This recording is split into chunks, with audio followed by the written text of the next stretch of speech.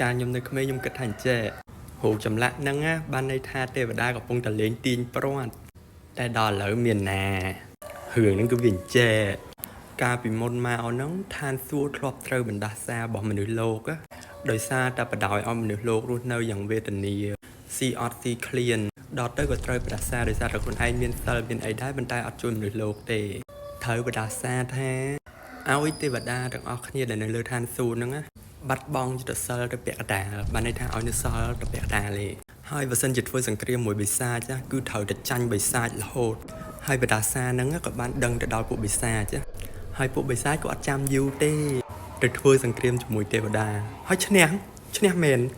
ឈ្នះហើយត្រឡប់មកវិញហើយទៅធ្វើសង្គ្រាមម្ដងទៀតហើយឈ្នះហើយត្រឡប់មកវិញអញ្ចឹងរហូតហើយប្រអិនក៏ទៅសុំយោបល់ពីតាព្រំតែតាព្រំក៏ដឹងធ្វើមិនដែរដេញឲ្យទៅសុំព្រះនារីគាត់ក៏មានយោបល់ថាអញ្ចេះបើចង់បានយុទ្ធសិលត្រឡប់មកវិញហើយចង់ឈ្នះពួកបិសាចវិញណាតតាពួកយើងទាំងអស់គ្នាហ្នឹងនាំគ្នាទៅកោទឹកសមុទ្រដើម្បីឲ្យចេញសន្សើមអមតៈប៉ុន្តែការកោទឹកសមុទ្រហ្នឹងវាមិនមែនជារឿងងាយស្រួលទេ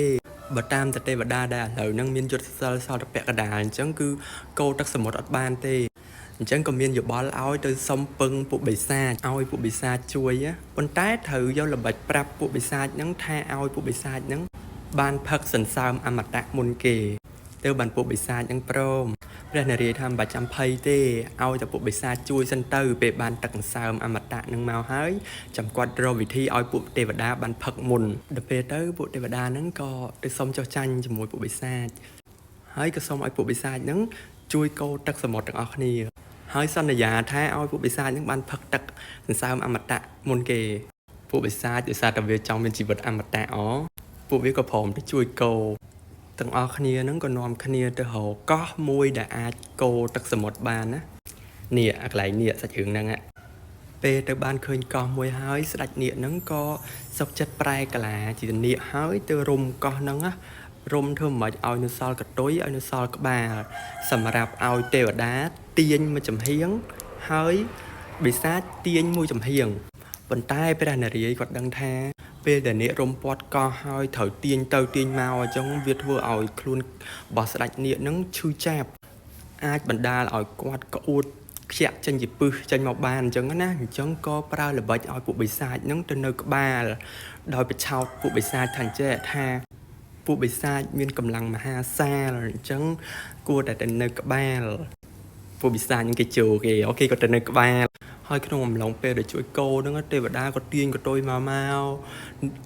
ពួកបិសាចក៏ទាញក្បាលទៅវិញទៅកោទៅកោមកឲ្យកោះនឹងវិលចេះឲ្យកោះនឹងវិលអញ្ចឹងអំឡុងពេលហ្នឹងស្ដេចនាគខ្ជាក់ពឹសចេញមកផងពួកបិសាចដែលត្រូវពឹសហ្នឹងមានអ្នកខ្លះស្លាប់ផងអត់ស្លាប់ហ្នឹងក៏លបួសឡើងមានតបៅមានអីអញ្ចឹងណាតែដោយសារតែប្រអិនហ្នឹងមើលទៅថាអូយពឹសហ្នឹងគឺអត់អស់សោះបើសិនជាបដ ாய் ឲ្យពឹសនឹងរត់ទៅចេញមកទៀតហ្នឹងគឺប្រកាសជាវាមានផលប៉ះពាល់នៅថ្ងៃក្រោយអញ្ចឹងណា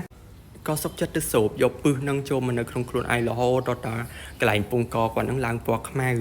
ហើយពួកទេវតាហ្នឹងទាញទៅទាញមកក៏ឃើញថាកោះហ្នឹងដូចស្រួលសោះដូចចង់តែលំព្រះនារីក៏ប្រែកាឡាជាដើកយាក់មកត្រកោះហ្នឹងកុំឲ្យលំនាំគ្នាជួយទាំងអស់ដល់ពេលកោនាំគ្នាជួយគ្នាទៅក៏មានសើមអមតៈហ្នឹងចេញមកមែនប៉ុន្តែដែលចេញមកហ្នឹងមិនមែនមានតែសើមអមតៈឯណាមានច្រើនណាមានគោពិសេសមានដំរីក្បាល3មានអាវុធមានអីមានពេជ្រមានអីច្រើនណាប៉ុន្តែអ្វីដែលសំខាន់ហ្នឹងគឺសើមអមតៈពេលសើមអមតៈចេញមកឲ្យពួកបិសាចនាំគ្នារត់ទៅយកតម្រង់ទៅរកទឹកអមតៈហ្នឹងណាដល់ព្រះនារីឃើញអញ្ចឹងក៏ប្រែកាឡាខ្លួនឯងជាស្រីស្អាតមានមុនស្នេហ៍ចុះមកតាក់ទាញពួកបិសាចអញ្ចឹងណាដល់ពួកបិសាចហ្នឹងក៏បដូរទិសដៅពីទៅរកទឹកអមតៈហ្នឹងទៅជាទៅរកស្រីស្អាតហ្នឹងវិញ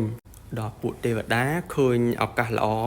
ក៏នាំគ្នាទៅផឹកទឹកអមតៈហ្នឹងទាំងអស់គ្នាបានមុនគេរហូតដល់ថាយុទ្ធសិលខ្លួនឯងបានត្រឡប់មកវិញដល់ពួកបិសាចហ្មងទៅដល់ដឹងថានឹងគឺជាល្បិចរបស់ព្រះនារីទៅក៏